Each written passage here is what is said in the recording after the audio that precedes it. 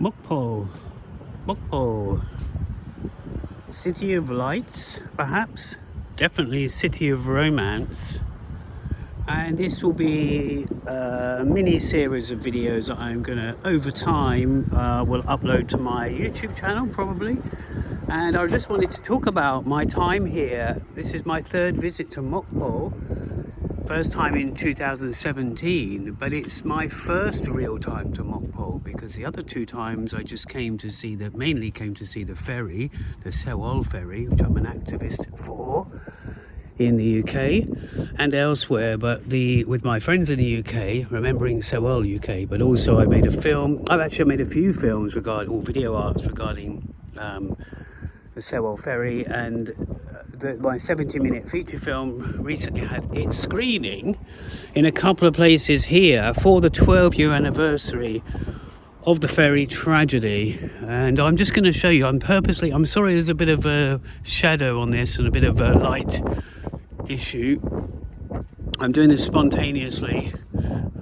It's a bit cold today. It's as I record this, it's the 20th of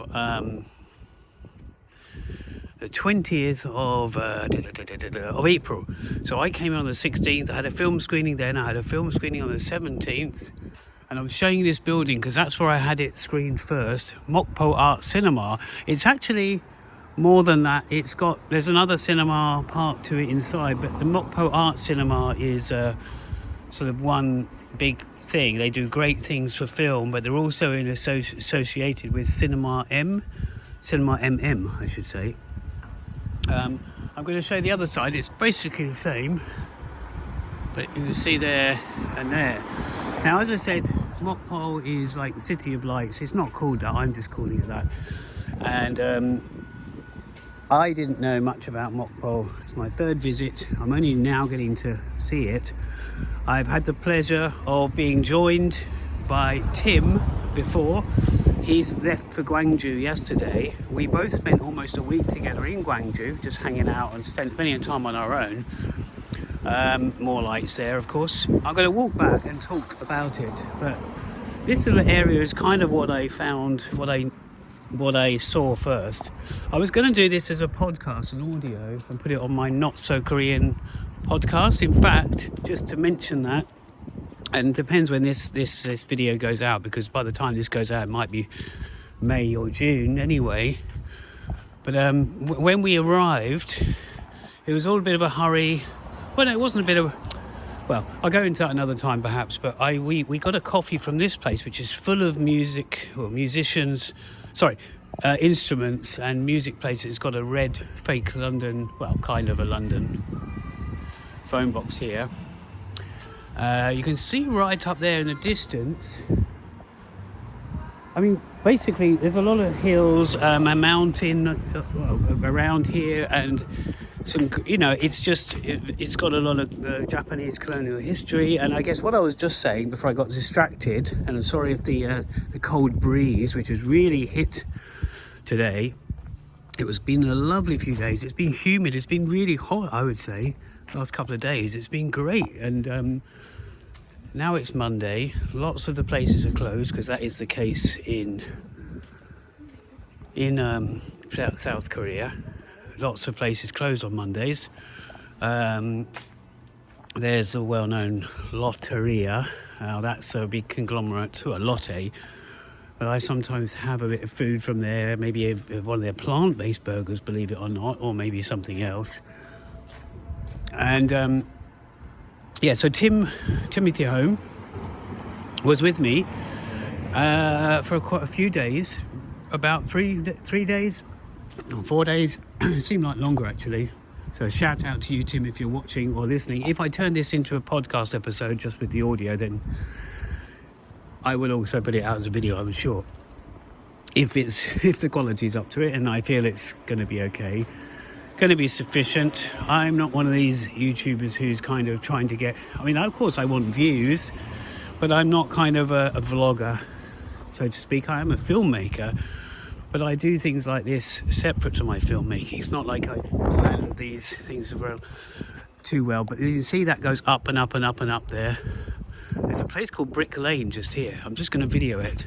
It's got nothing to do with, well, they just called it Brick Lane Bakery, panini sandwich. Maybe they got the idea from going to Brick Lane and seeing a bagel place, or seeing Indian food, or just other things, or maybe they've never been there. Sometimes South Korea love French things. They might not have even been to France. Some of them have. You know, it depends. But you know, it's a great city. I mean, I'm fortunate enough to be staying in the old city, the old town. Let's go to these lights.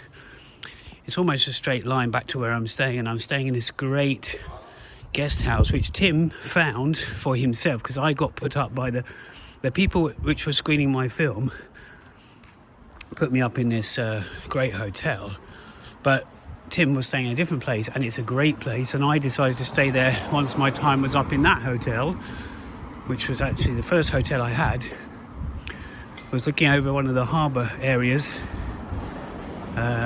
So look at this. I mean, this is really a walk and talk video, but I just didn't know Mokpo, you know. It's almost a decade. It's 2026, and I came in 2017, saw the ferry. It's first time standing in the harbour area, which is quite a way outside of Mokpo, but it's still it is really kind of Mokpo. It's not Jindo. Everyone talks about the Jindo area.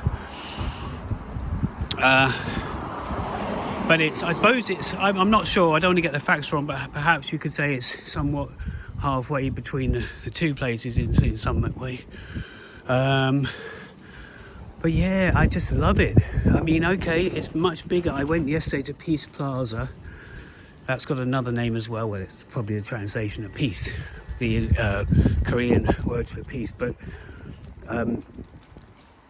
we had yet again, so they've had events on the 16th, 17th, 18th, 19th, and there might even be something happening today. But I've been to something on most of those days, hung out with the guys. They're a really sweet bunch of people from Mokpo mostly. There's a big connection between Mokpo and Gwangju because of the history and because of things that have happened.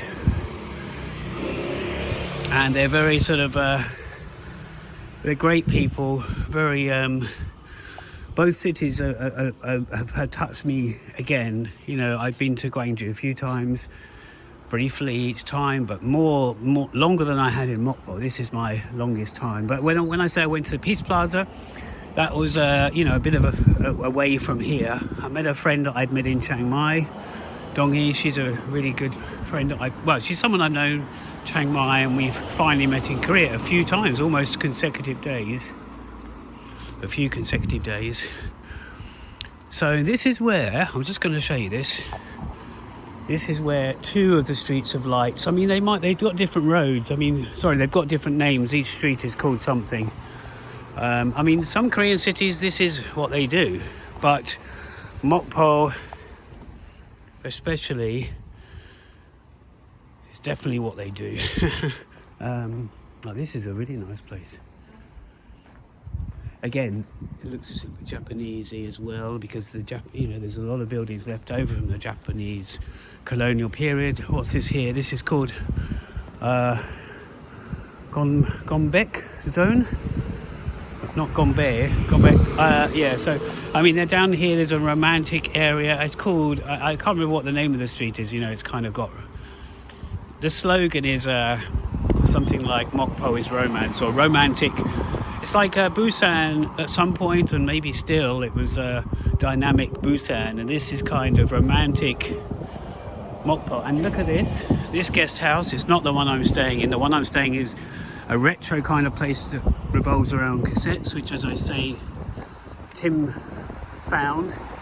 And it's a small world as well, because I'm staying there now, and there was a night when both myself and Tim were staying there, and the guy, he happens to know one of the people that were involved with these Sewol film screenings, because it wasn't just my film, there was two others, one by So Ji-yoon, and there's another film as well, but So Ji-yoon is one of the organisers, or heavily involved with the Seoul Whistler Film Festival, which I've also had my film at, and I've also been a judge at, and I might be a judge or jury member, let's say, this year. So I'll be involved with it the 3rd year running.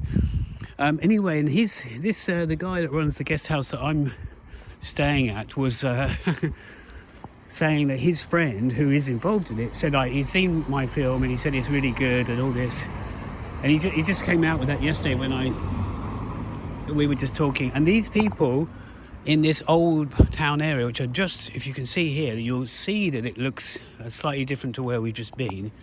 It's more pedestrianised, or it feels pedestrianised. And the people are lovely here, but also they're very warm. They're very sort of it's not ballet. It's not like Korea ballet.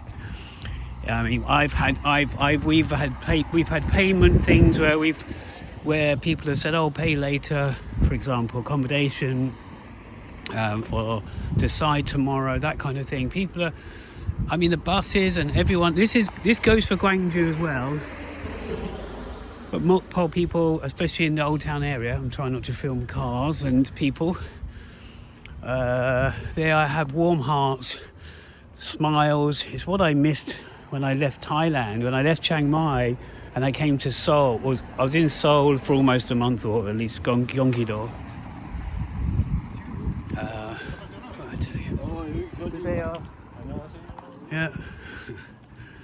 See, everyone says hello if you say hello, and they do as well, and it's a smile. It's what I was missing when I left Chiang Mai, and I was in Bucheon, Gyeonggi-do area of the outskirts of Seoul. And I must tell you about this place in a second. But when I came to Korea, I was really missing the warmth that you get from Chiang Mai, and I don't mean the heat, I mean the people. Not just from Thais, from Burmese people that live there, from expats, from, it's just a different lifestyle. And so when I come back here to Mokpo, the old town especially, and everywhere I've been, bus drivers are kind of, every person that gets on, it's hello, and it's, I know that you get convenience stores in South Korea where they greet everyone that comes in, and look at the building there. But Mokpo people, I think they're genuinely, there's some sweetness and sort of kindness, and people greet each other.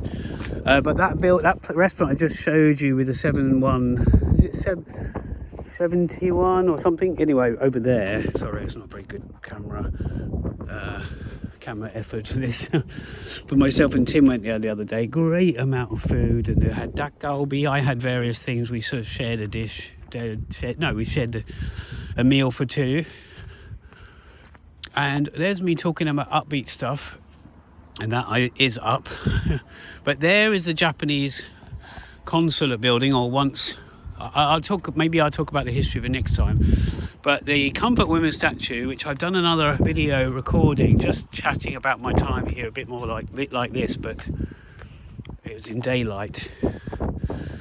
Talking about positive stuff. This is probably positive that there are statues to remember these women and these young girls. If you read up on the Japanese, don't get me wrong, I've nothing against Japan. I've got Japanese friends.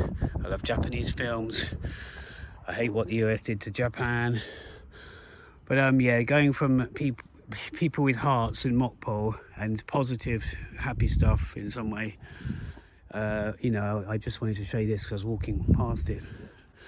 That's the Comfort Women. I have to put it in inverted commas, speech marks, or so this area where I'm walking now, the accommodation, I'm not going to go all the way to the accommodation, but you can see it's extremely quiet. It's Monday, as I say, places are closed. Not everywhere's closed. And Sunday was also like that, very quiet. It was not city. I mean, even in Gwangju, as myself and Tim were saying, it doesn't feel like it's It's not the same as Seoul. It's a city. Of course, it's smaller than Seoul. Population is still a lot, and it's a city, but it just doesn't feel. It's not a rush kind of city or a noisy city. Now, cars have changed over the years. Sorry, the camera, and engines and what systems that run cars have changed. There's a CU over in the distance. Now I would love to walk you down these streets, but I'm not going to be a vlogger like that. I just wanted to walk while I was walking back from having something to eat, and I was going to do a little audio, but I thought, no, let's film these lights. Let's talk a bit about Mokpo. So I've only got 2 or 3 more days. I haven't decided whether I'm going to be two more nights after tonight or one. I will be probably going to Busan Songjong Beach area for about a week, then going to Jeonju International Film Festival for about a week. And then a day or 2 in Seoul, and I'll be off to England. So perhaps when this is uploaded, I will be in England. If it takes any longer to get this uploaded, I could be back in Chiang Mai or even back in Korea later this year, but I'm not sure what's actually going to happen. So there we go. This is a 16-minute video recording so far, unedited, so I don't know if I'm going to edit it or not. There's the restaurant I just mentioned. Again, they close on a Saturday evening at sort of 8 o'clock, around about then. And so I will just take you all the way to this guest house because I think it's amazing. Tim has good taste in many things. He's got a different interest to me in things, and it's great to see Tim in Korea because we both thought that we hadn't ever met in South Korea because we've lived together in England. We've started a podcast together, the Not So Korean podcast. We both arrived, and I remembered meeting in Korea, but it was not probably once. It was once we first met in London. We first met in England. So of course it gets confusing because you then think, well, you've known each other all the time in England, but there was a space in between that where he was in Korea. We met in Korea. Look at this. See, you get the idea. This is a very quiet area. And it's even quieter perhaps because it's Monday. It's a great place. We went for a coffee or some dessert the other night. This is the old town, you see, and I really want to explore a bit more. I'm tired. It's colder than it was for the last few days. This is the coldest it's been for about 5 days, 16, 17, 18, 19, 20. Tim's left me. It's been fun. We met for briefly in Seoul, we met in Gwangju, we met in Mokpo, we might meet again. Look at this, you see. You can see there's a Japanese vibe as well in certain buildings where you might not be able to see that much here. But yeah, so sorry about the jerkiness. I'm not really concentrating because I'm looking to see what there is. There's a lovely warm cafe. Oh, I know it's not a cafe, it's an art place, so I'm not sure. Some great places. The people make it. It's a great city. It's had its, I don't know why people don't come here. There are foreigners here. I haven't seen many, but they do have foreigners here. I mean non-Koreans. There's Chinese. There's also I spoke to a Polish guy earlier, though he was here because of the job he did or does. So, yeah, I think that might have been the guy from the cassette place, I'm not sure. So this is it. This is the guest house. I might do a walkthrough of this. Again, it won't be posted it won't be posted till a while after. Well, maybe I'll get it up while I'm still in Korea, who knows. And it's a great place. And that's it, I'm going to leave you with some sights. You can walk up there. Tim walked right up there. I'm going to hopefully do it tomorrow if it's not too cold. There's a lot to see in Mokpo. I've had a day today with my laptop and then just chilling really and not meeting anybody because it was the first day in the 5th. I like meeting my friends and talking to people, but I went to an event yesterday that was to do with the Sewol Ferry on the Peace Plaza, so it's been a full-on few days for me. And I also had an accident that happened in Seoul. which I've also had to sort things out about, but that's for another video or another podcast episode. Okay, that's it, and see you next time. Thanks for watching.